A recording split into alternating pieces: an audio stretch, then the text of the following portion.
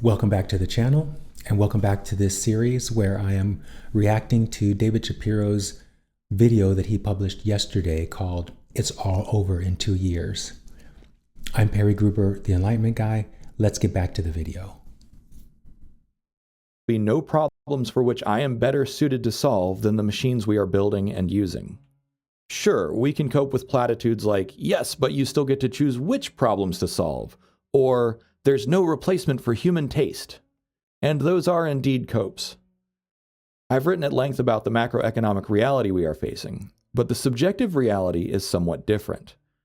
When machines are better, faster, cheaper, and safer than humans, your ability to contribute drops precipitously. This is 100% inaccurate. Your ability to contribute significantly is not dependent on your intellect or your brain or your ability to solve problems. Let's talk in detail about this. Problem solving is not the main event for humanity. The main event for humanity is expansion. Problems are things that are created from distortions in human consciousness, human perception. They show up as a result of a couple of perspectives that drive the creation of problems. One is the belief that there are problems, and two is the belief that I have value in solving those. When those things go away, what's left is the essence of all that you are, which is pure positive energy, and the opportunity to explore, expand into, enjoy the adventure of, and revel in that pure positive energy that you are. What David is expressing here is a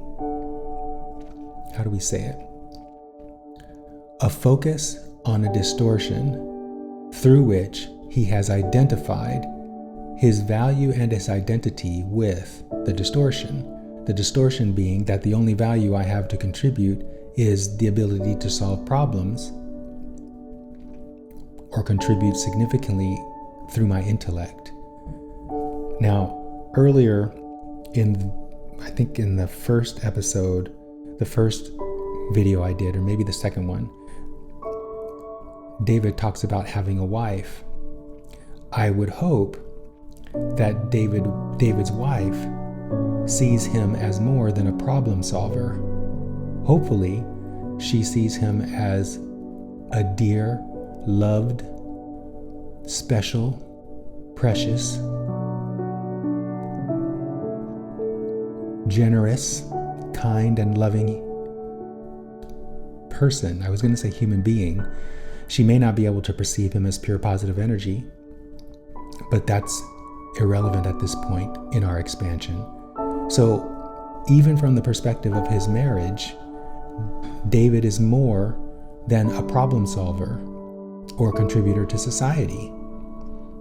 But like many others in human civilization, if David is thinking that his only value comes from solving problems and contributing significantly in some doing way to society, then people in general who are like that, and Dave specifically, are in trouble, because we are moving into a world where that is no longer going to be of value. And that's one of the benefits of this spiritual inflection that most humans are calling the singularity.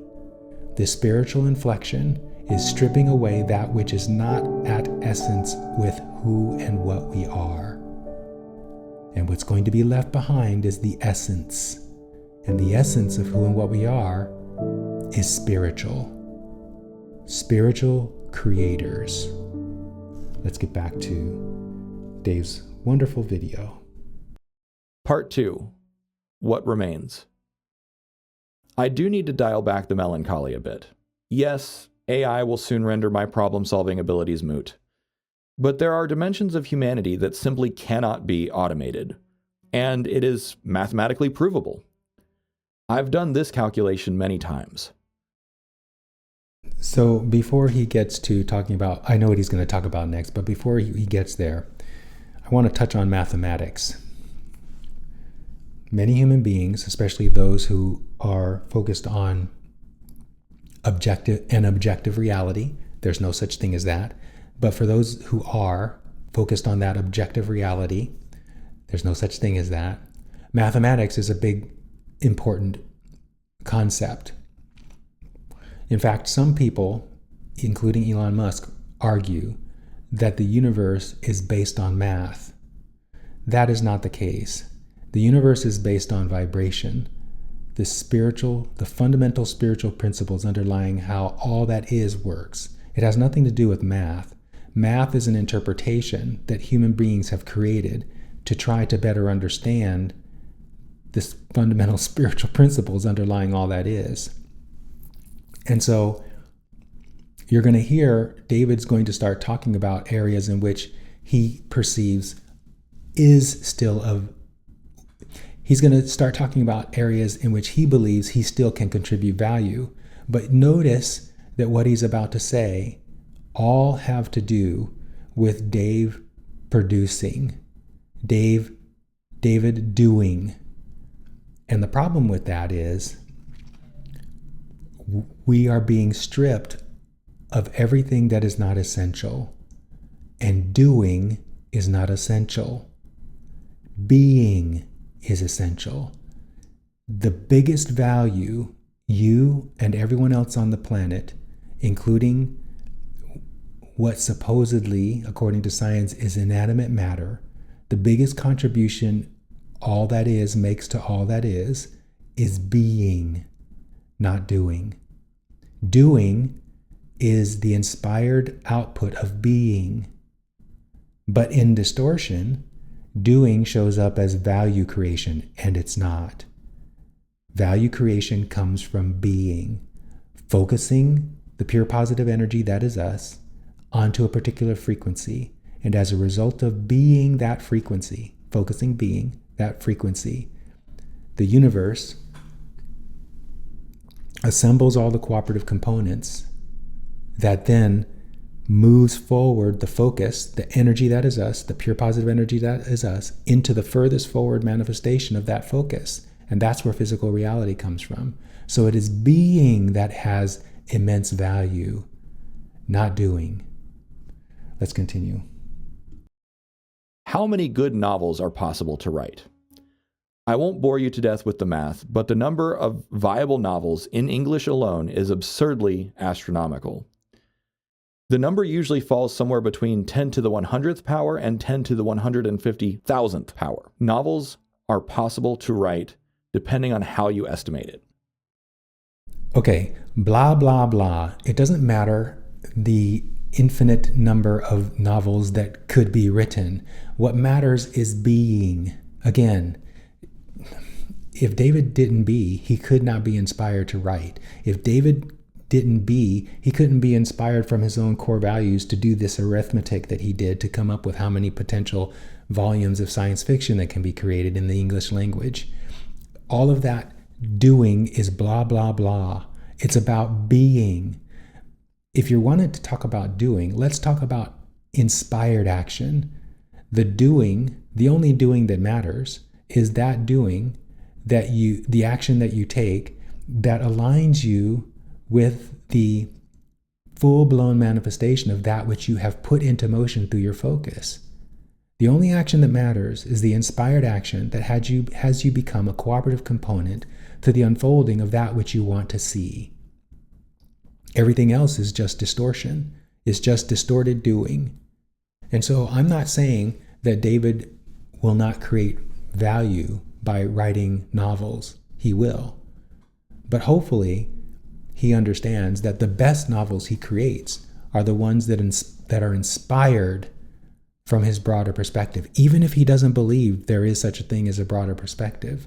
It's the inner knowing, the inner voice that compels us to take inspired action, like the action I'm taking currently to create this video, this reaction video. That's what matters. Inspired action, not just doing in order to satisfy some perceived imperative that we have to contribute to others. Let's keep watching. For reference, there are only 10 to the 80 atoms in the entire universe. And even if we turned the entire cosmos into computronium, we could only ever generate and record an infinitesimal fraction of all possible novels. And that's just novels, not poetry, film, paintings, or philosophy. This means that, as a science fiction author, I will have plenty to do until the heat death of existence. Social commentary, embodied experiences, celebrity gossip, political wrangling, all of these things will stick around as long as humans are humans. And that makes me feel a little bit better. But my work on things like post-labor economics are likely to be my final contribution to humanity, at least in terms of anything rigorous or scientific.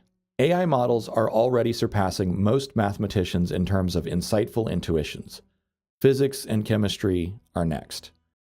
So I just want to stop here and say a couple of things. First of all, he kind of recognizes that there are other contributions he's going to make, and the exception that he's making that he's feeling bad about is not being able to make rigorous scientific contributions.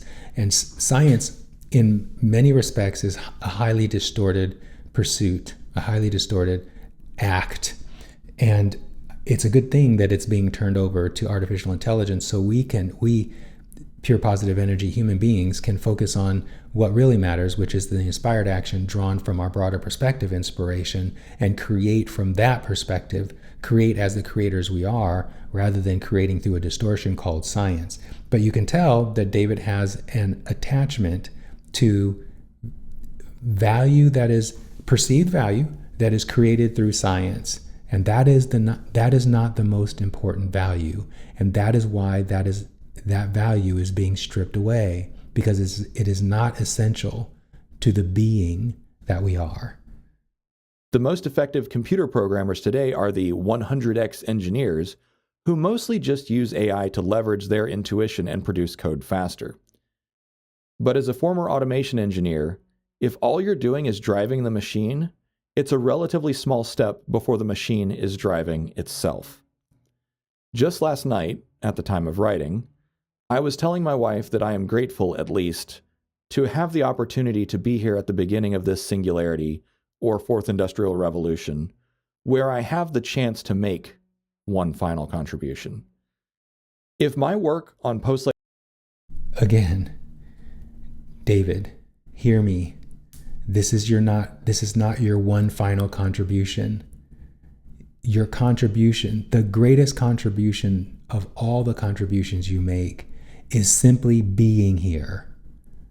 Being here for your wife, being here for others that you love, but most importantly, being here for yourself, because you being here is, by definition, the expansion of you. And there's no greater value than that, the expansion of you. Everything else that you're wanting to contribute to is literally a figment of your imagination. It's a reflection, physical reality is a reflection of what you desire most inside of you. And so even when you think about this physical reality that you're wanting to contribute to, that physical reality that you're perceiving is you turned outward. And so you're contributing to yourself. And you do that best just by being. And when you tune in with that, the only emotion you feel is joy. Labor economics pans out, it could meaningfully impact every single human from now on. And that's something to be proud of. And even if my work amounts to nothing, at least I had a shot at making a difference on such a scale. But what comes next, I think, is a major contraction. Our minds and bodies evolved for hyperlocal geometries and social networks. That is bullshit. So here David is about to share another distorted perception, probably drawn from an anthropologist or a sociologist who is trying to describe the limits of personal capability. We are not limited to a small tribe. We are pure positive energy, and we have expansive consciousness that not only can expand beyond the physical confines that we perceive, but also far into alternate dimensions. And we can have access to those alternate dimensions consciously. There are no limits that are placed on human consciousness. Anyone who tries to say so either hasn't had the experiences I'm talking about, or they have distorted their perception to such a degree that they think they know what they're talking about when they don't know what they're talking about. Dunbar's number puts our maximum tribe at 150 to 250 individuals. It's exhausting to think about humanity as a whole. But the internet has shrunk the world, and I believe that AI is about to shrink it even more, though not in a way that necessarily expands our individual impact. I want to laugh, but it's not funny. He says it's not going to expand our ability to impact in the way we want to impact the world. That is so not true. We are constantly impacting the world at a universal, at a global, at a cosmic scale because we're pure positive energy. And when you tap into that awareness, you perceive that that is the case. David is talking from a limited perspective, and I don't blame him for being there. Most humans are. But there is a bigger picture available to all of us. And the positively focused framework is not the only framework that allows that consciousness expansion. There are lots of other paths, and I encourage you, my dear viewer, to pursue one of those paths and get to it, because as David said in the first installment, and as I agreed, things are going to get a lot worse before they get better. So it's a good idea to get on discovering the expanded version of you that you are, and realize that the contribution that you're making goes far beyond any limits you or someone else has put on you. Part 3. The increasing weirdness. This part is the hardest to articulate. The world is getting weirder by the day. Like the famous interview with Terence McKenna back in the 90s. Things are just going to get weirder and weirder and weirder until you don't really know what's going on. The narrative will become completely... It only gets weird to the degree that you think it's weird. But in expanded consciousness, there's no need to really understand what's coming, because you know that what's coming is going to be perfect as it unfolds. And so you don't need to understand, and thereby, because you can't understand, make it weird. The unfolding of all that is spontaneous, which means it happens on its own accord, on its own timeline. Your job as a spiritual being is to focus in the present moment and enjoy the spontaneous unfolding as it unfolds according to your desires. Now, listen as David starts to talk about what he perceives to be the kind of chaotic and random nature of a physical reality that is not susceptible to your control. It is susceptible to your control. You just have to know where the levers of control are. Incoherent. The great unraveling is underway, and once all the chips are down, we're going to be rebuilding from scratch. Just like how society reinvented itself during industrialization, we are going to be forced to reinvent ourselves very soon. My fear is that it will be faster and harder than any previous disruption. We are charting entirely new territory. Yep, it's going to be harder for most people to reinvent themselves. But if you, like David, fear it, you're in trouble. If you, like me and my clients, are eagerly anticipating it because you have your hands on the levers that control how physical reality works, the fundamental spiritual dynamics, then you're not just eager, you're excited, because the world as it unfolds in your unique reality unfolds according to your desires, which means you get everything you want. And now that we're removing that norm that was talked about in I think the first or the second part of this video series I'm creating, where you have to go to school, get a job, save for retirement, and then retire, or have children, get married, have children, etc. Now that that's going away, you now have the ability to create anything you want, but you can't do it through your doing. And this is where this reinvention David is talking about is critical. And that is why it's going to be hard for some people. Those people, like David, who have attached their identity to what they do, or the problems they solved, or their intellect. None of those things are essentially you.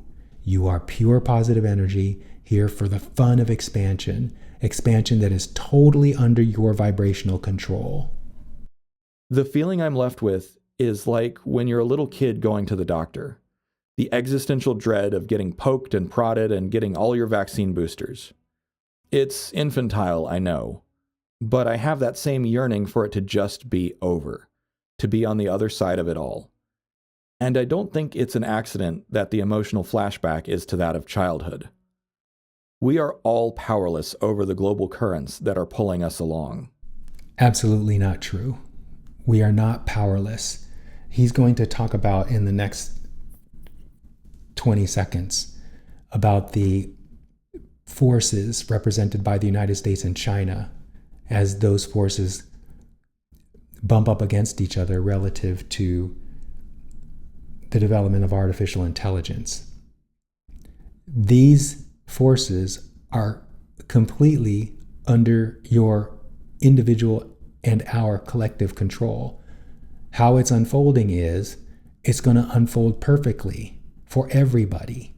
It doesn't matter if China is out in front or if the United States is out in front. It's going to happen for the benefit of all. And you are directly participating in that to the degree that you resist it or to the degree that you are in favor of the future that's unfolding.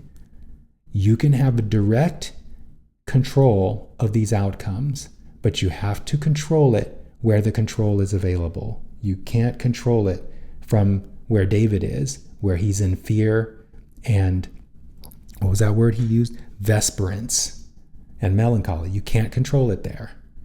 I can no more influence the US and China race for AI dominance than I can stop the wind and tides. At the highest order, that singular competition is going to drive everything for the foreseeable future, and it is going to dramatically reshape every life on Earth. All we can do is hold on tight and do the best we can to steer. So there you have it. We are moving into a new era, an era born of spiritual inflection. People are calling it the technological singularity. I want to thank David Shapiro for creating this beautiful video he created. High production value, but full of distortion. But I'm glad the distortion was there because it offered the contrast that had me spend my Friday producing this video series, reacting to the video. Everything that's unfolding is on purpose for your purposes, and you are participating fully in it, whether you like it or not. You can have control of everything that is unfolding, but in order to do so, you have to have your hands on the levers where the levers are. If you want to know how to do that, continue watching this YouTube channel. The videos I produce, especially the lives, talk about exactly that. If you subscribe, you don't need to, but if you do, you'll have access to the community portion of this channel, which serves as my personal blog, where I talk about my own personal journey using the positively focused framework in my life and the manifestations I'm creating. The other videos on the channel talk about my clients' experiences and more generally about the AI and spirit connection. Thank you for watching this video. Although I create these videos for my own amplification. If you want to find out more, again, subscribe. But if not, if you come back to another one of my videos at some point in the future, I'll see you there.